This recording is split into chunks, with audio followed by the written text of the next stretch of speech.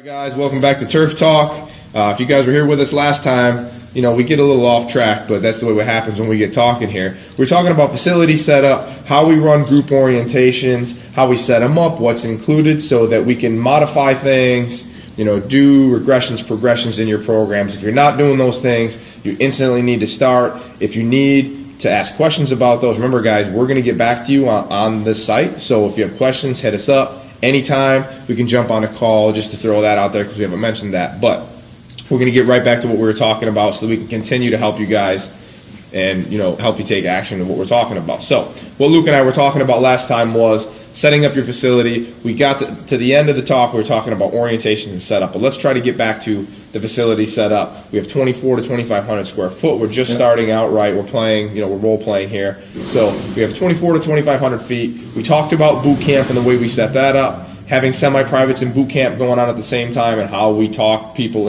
how we let our members know that it's okay, they're still getting the attention. And like Luke said, if you guys weren't with us, he just said if you don't make it a big deal, it's not going to be a big deal, right? If you don't think it's a big deal that you're having a semi-private session while boot camp's going on or large group, it's not going to be a big deal. Remember, ultimately, your clients,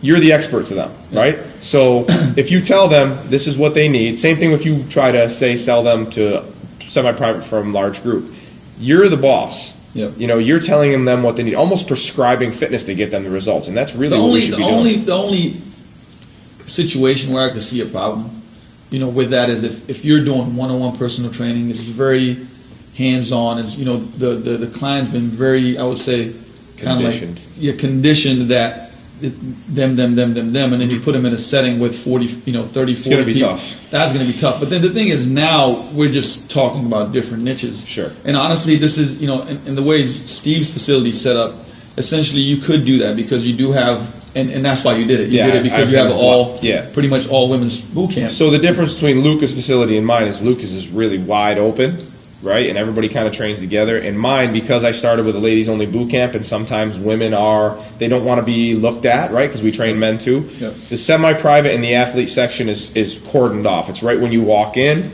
and it's open. And then the boot camp space has a little door, but it's closed off. So if people are walking through to the bathroom, the session isn't bothered, and the women don't feel like somebody's watching them train. Yeah. Because we do have some. And the thing is, like with I've been talking about it, but not on here, but about me expanding. And with the expansion of my goal is to get 1,700 square feet extra, put in chiropractic, active release, massage, things like that. Is have another 1,000 to 1,200 square feet for semi-private. For semi-private, sure. And it would be semi-blocked off because we want to grow that program, and I know that would really benefit. Because some people you might be losing some people in the long run. Exactly. So if you could separate it out in a new facility, you might want to. Yeah. Just because then you can offer it as a higher end thing. And it doesn't even have to be completely cut off. I mean, we're talking about minor things that can literally make people feel like, oh. Yeah, like we built a wall in the facility. Yeah. That's all we did. It's not even a full wall. It's like a 3/4 wall. Yeah, it's a 3/4 wall. Yeah, so, but it does make them feel like, I get the train over here. There's a difference. Oh yeah, when we take when we do, like, I know we're getting off track here, but who gives a shit? Yeah. When we take a large group or a boot camper and we offer them semi-private training at a discount or something to try to feed people into that program, they feel special being on the other side. Oh yeah, it's like, and they don't want to go back. It's right? Like, all right, bitches, I'm going to be on the other side. Yeah, exactly. But it's true. So they feel special. They're like, oh, this is awesome. And every time they get done, they're like, I like that.